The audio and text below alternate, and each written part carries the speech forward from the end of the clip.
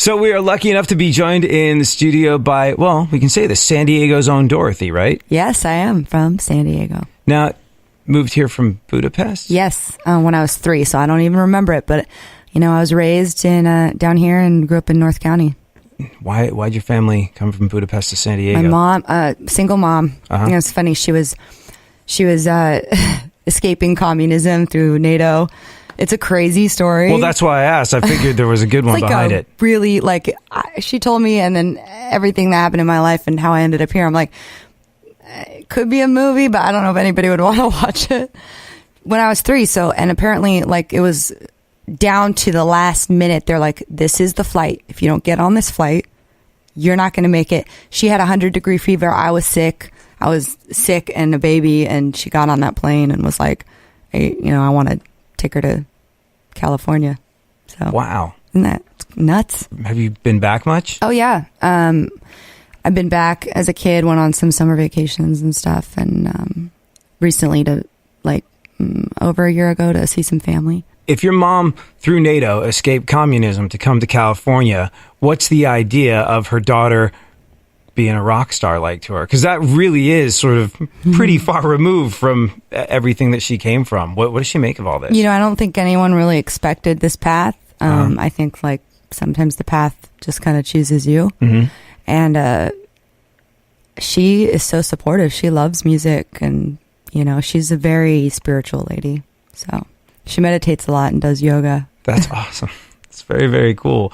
So if you had to pick one song or one record or maybe a show you went to or something that you saw on TV that made you go, this is it, music is it, I must do music with my life. Can you think what that would have been? Yeah. When I was in high school, I was friends with all the misfits and drama class, and a friend of mine, we listened to every Nirvana record. And I just knew it was so real and personal and such a big part of my teenage years. So late teens is kind of where that seed started to grow.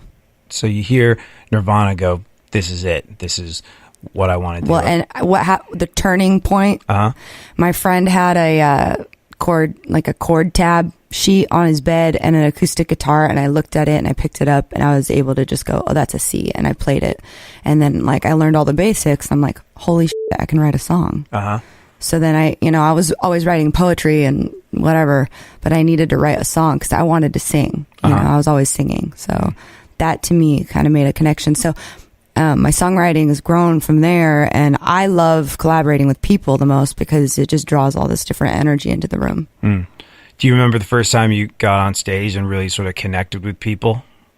Yeah, it was during, the Rock is Dead era. Mm-hmm. This was really my first foray into public performance. Right. I mean, I did the high school talent show or something, and none of that really matters. It was I'm starting this band, I'm going to play rock music, and then just go out there and learn as you're on stage. It's like getting thrown to the wolves, kind of. But you've done a lot of other stuff too. I hope I'm getting this right, but didn't you go to music school, Musicians Institute or something like that? I went to MI. I did a summer program on vocal performance with Kareen Shan, who taught me so much about the mechanics of your voice and how to use it. And so but before that, I was taking the money I saved up from whatever, and driving down to La Jolla from North County as many times a week as I could to take classical voice training from a teacher that changed my life. Wow. And opened up classical music to me. And I didn't know Michael Bolton sang opera, but he's got the voice it's so incredible what he can do. And stuff that kids wouldn't normally be like, oh, that's cool, I'm going to listen to that, And I really got into opera and classical, and it showed me I can really strengthen my voice and use it in a different way.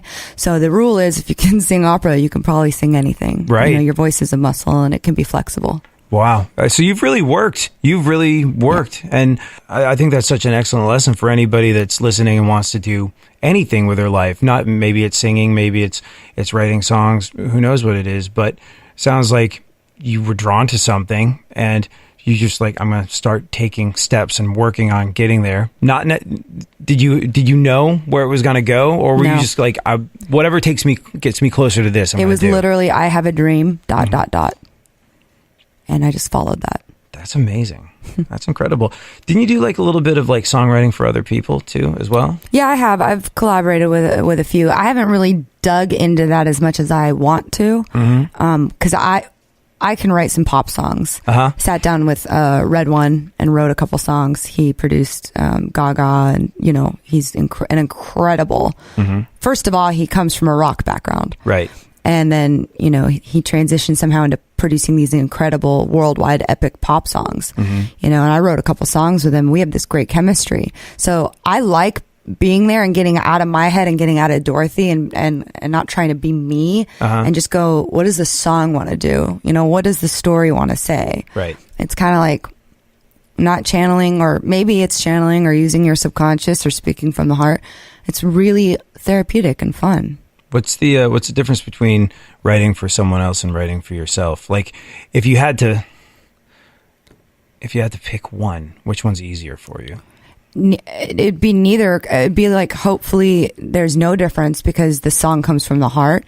And maybe, you have a lot of artists out there that don't write their own music, but you can hear the songwriter's voice in their song. You know when it's a good song and it touches you. Right. And someone's telling a story about their pain or, whatever, and it's connecting to you. So, as long as your voice is in there and you can kind of tune into that and understand where the writing is coming from, that's what makes it so awesome and real. And it doesn't matter who's singing it as long as they're believable, Do you have a song that you wish you wrote? Because it sounds like... That's a good question. Because it sounds like you've, you put a lot of thought and you put a lot of work into this. And I would imagine, like if you start with, all right, that's the tab, that's the C chord, this is how Smells Like Teen Spirit goes, or whatever it was that you first learned. Sounds like you've got the type of mind that dissects a lot of things. I do. I look at the song structure and how, and you can look at it and analyze it with that side of your brain. Totally. But so funny to like experience a song just coming to you like this, and you're using the other side of your brain. You're opening up everything. You're opening up this channel for this song to be born. And then it doesn't, it's just like, who do you give the credit to? Yeah. I think Brian May said like he went to bed one night and woke up and realized in his sleep he'd written "We Will Rock You" because he'd just been to a soccer match and he was like, "I wish we had something like that," and woke up and it came to him in a dream. I think I'll got it. Yeah. So who do you get? Where does that come from? You know, I've actually had those incredible dreams where I hear this like symphony that I could never write conscious, awake. Maybe. I don't know what I tapped into, but I've had a couple dreams where I woke up in tears. It was just like such a beautiful song, and then it fades away, and I'm like, I don't even know how to write that. It's just a strange experience. It's really eye-opening. So do you, back to the question, what song do you wish you'd written? That's a really good one. There's so many. I'm not going to limit you to one. Hallelujah. There's so many. There's that. Oh man, there's so many good ones. For now, I'll just say hallelujah. That's just so angelic and out there. There's nothing wrong with that. You said this new record has a bit more of a feminine energy to it. Was that on purpose, do you think? Yeah, I do. I wasn't going to make the same record twice. You have the first one, it's there, so I wanted to go dig into who I am more. And I worked with Linda Perry. She manages me, and also she produced 28 Days in the Valley. And she kind of she's very real. She's one of the realest people I know.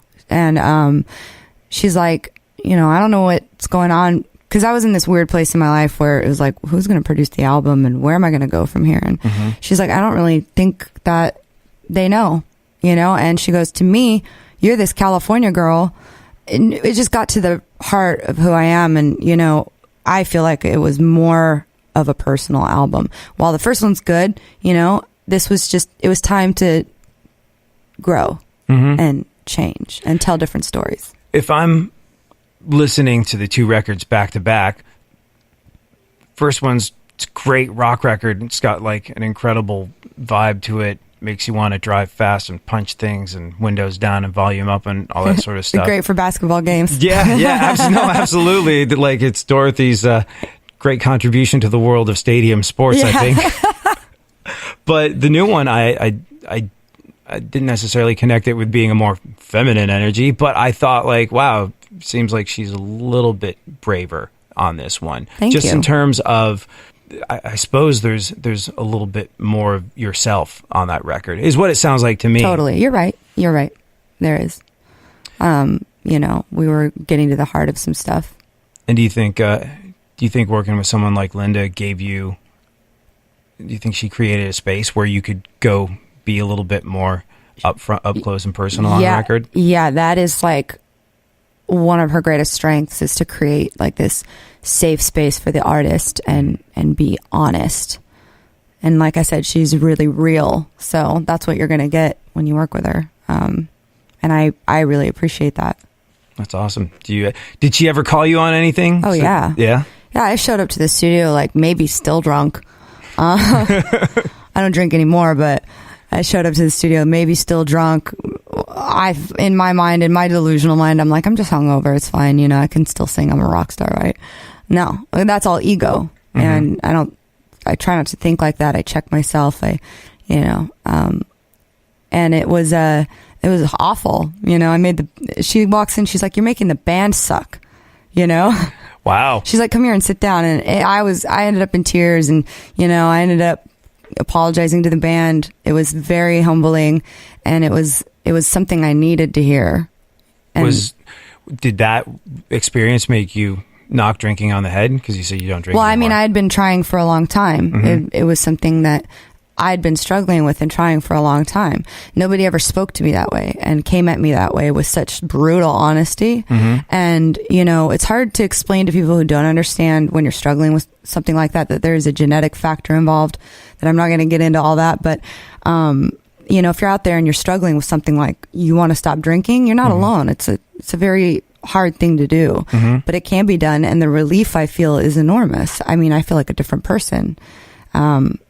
So it needed to happen. And the whole evolution of me during this album, it was like a spiritual journey. I was coming from a lot of baggage, a lot of depression, a lot of fear, mm-hmm. to now I really look at things differently. I don't know what happened, but something shifted. And I think you can feel that journey in the music, but I just look at things differently now. I mean, if you talk about sort of like bravery and songwriting and performance and being more honest and upfront, knocking drinking on the head and then thinking about all the reasons why you might be doing that's gonna peel some stuff back as well. You take an honest look at yourself and go, why am I doing this? And it's great for songwriting, right? It's great content. Yeah Totally. And like, the best content is like what's in here, in your heart, and it can be terrifying, but it's a relief at the end. Also, I mean, you seem like the type of person that has a lot of stuff you want to do in this mm-hmm. life. You seem pretty driven and ambitious, and anything that slows you down, probably not something that you really want that much of a part of, because it seems like Dorothy has arrived and is ready to take over massive chunks of each hemisphere and eventually the entire world. This has been really cool. Thank you very much for being here. Thank you.